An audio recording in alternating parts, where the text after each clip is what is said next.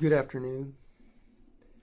Okay, so these are just a few of the things that I found or purchased within the past probably couple weeks.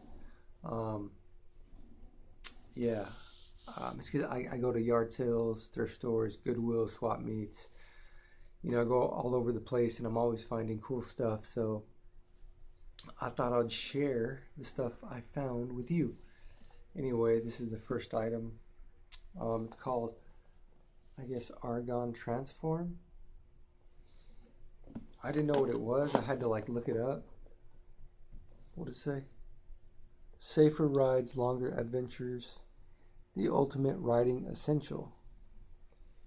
I guess I didn't even really look at that when I first found it.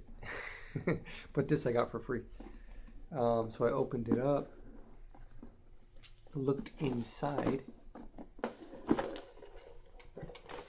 and has like a few little stickers, and then I guess thank you team, we did it. Behind every success story lies the support of countless like-minded individuals. Okay, this is the only start. Help create.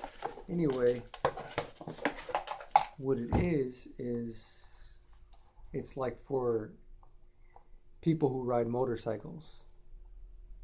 It's got, I think it has like the camera, the mic. I guess this maybe this is the remote control that you put on the handlebars maybe. I don't know.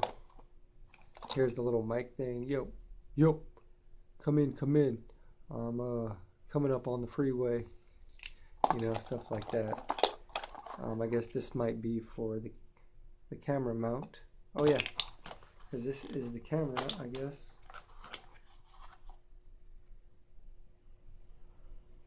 Because it has the little piece to fit.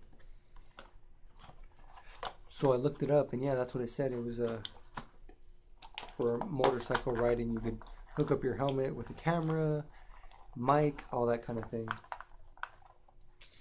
So that was the first little item, and that one was free because I found it. Curb alerts, people give stuff away, throw stuff away, whatever. Well, I found this. It's called the Lille box.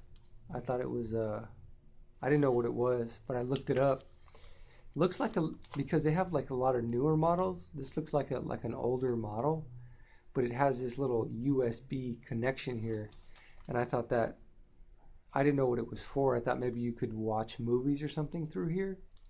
But apparently, the cool thing about this and why it still sells for a good amount of money, I mean, not good, but like a decent amount of money, is because apparently it's like a digital converter. But not only that, it's like you can put a USB drive here and you can literally record from the TV to the USB connector.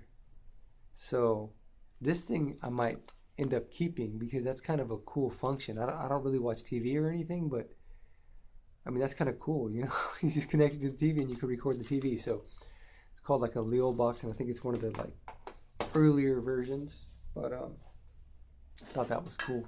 That one I got for free as well. I got that one 2 days ago. 2 days ago, I think. It was like a curb alert. People just put stuff on the curb. This I bought. Okay, this. It's for a dog. It's for a dog with no front legs, so needs to be cleaned up a little bit. Obviously, it's a little dirty. Still got the price tag. Paid like 10 or 12 bucks. But it says right there, you can see canine something. Canine carts. Has a little picture of a dog, like. So that was kind of cool. I'm gonna try and sell that. If it doesn't sell, I have a friend that has like a shelter, and they sometimes they have dogs with no front legs, so that'd be a good donation. So I don't know if we'll see if it sells or not. This one I got for free. Curb alert as well. It's called Therapy or Torture, brand new DVD, and it talks about electric shock therapy. Like One Flew Over the Cuckoo's Nest, when they they give people lobotomies. the truth about electroshock. And it says, what does 460 volts of electricity hitting your brain feel like? I mean, they use that as capital punishment, so I don't know why they would think it would be good as therapy. But it hits the head with the force of a 40-pound cinder block dropped 7.5 feet. 40-pound cinder block, 7.5 feet, falling on your head. It's been described by patients as a grenade going off in your body. It's called electroconvulsive therapy, and despite what you might think, it's not an antiquated medical practice of some bygone era. In fact, ECT is inflicted on 1 million people worldwide every year.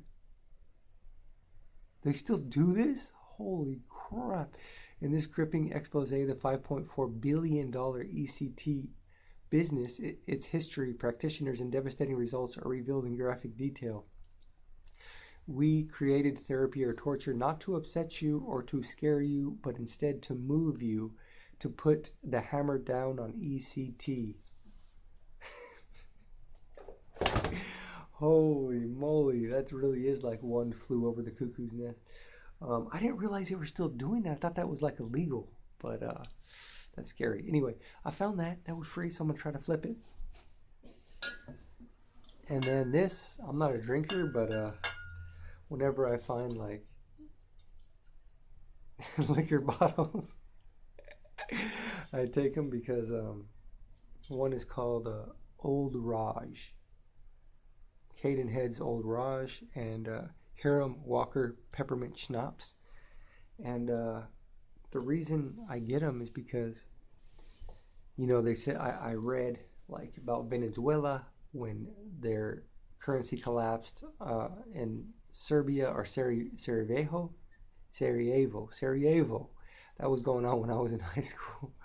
But it was like a year in Sarajevo, at least it was like a year with just like total society collapse. And there were like snipers and all this. And apparently the person that did a Ask Me Anything on Reddit, and apparently he said he lived by they lived by a liquor factory. So when it first happened, they took a bunch of liquor, and that's pretty much how they survived and got through, because they were able to trade, because liquor can be used as an antiseptic, it can be used to drink, it could be used as like a Molotov cocktail, it could be used for many different things. So it was a highly traded, very valuable item. So anyway, that's why I got them. I don't drink them. I don't really drink. And okay, so I got one more thing, which I thought was really, really cool. I didn't know what it was at first. It's like kind of old looking, but I think it'll still work. And they sell like a different versions now. I guess maybe the copyright or the patent may be expired. I don't know, but they sell a similar one online. But this one is called Dwayne Erickson's Drawing Pantry. Can you see that? Dwayne Erickson's Drawing Pantry. And I kind of had to look it up because I didn't really know what it was. So it like comes out like, ba-ba-ba. It's like a drawing pantry. So I didn't really know what it was. I know a pantry is like for food. But I was like drawing pantry? So anyway, I tried to look it up, and there was really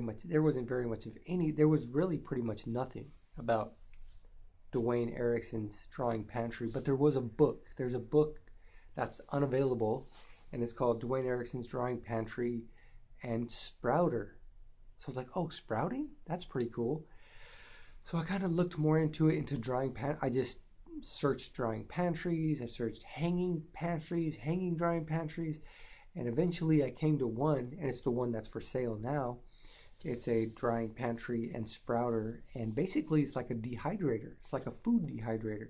So if you have fruits, if you have vegetables, or if you want to, I guess the very bottom shelf you can use to sprout.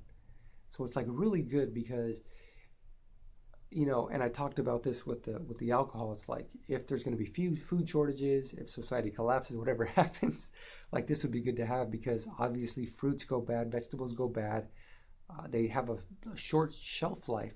But if you have something like this, and I watched a few videos, I mean, there's a few little tiny holes that I need to like sew up, like a few really tiny holes that I need to sew up. But I watched a few videos and you know some people they did it. They dry it and they dry the food and it lasts way longer than if you have like fresh fruit. Like let's say you have a bunch of fresh fruit and you can't eat it all.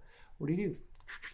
Chop it up, put it in the dryer pantry, hang it up. And obviously there are electric dehydrators, but what if the power goes down? What if, you know, so and if you don't want and electricity is going up, you know, the price of you know, utilities are going up, so it's kind of good to have something like that, you know. So that's kind of cool. I thought that one was really cool. Like I said, after you know a few little small holes that I need to sew up, but yeah, I'm really excited with my finds. There's you know a few that I'm gonna sell, a few that I'm gonna keep, and yeah, you never know what you're gonna find out there. One man's trash is another man's treasure.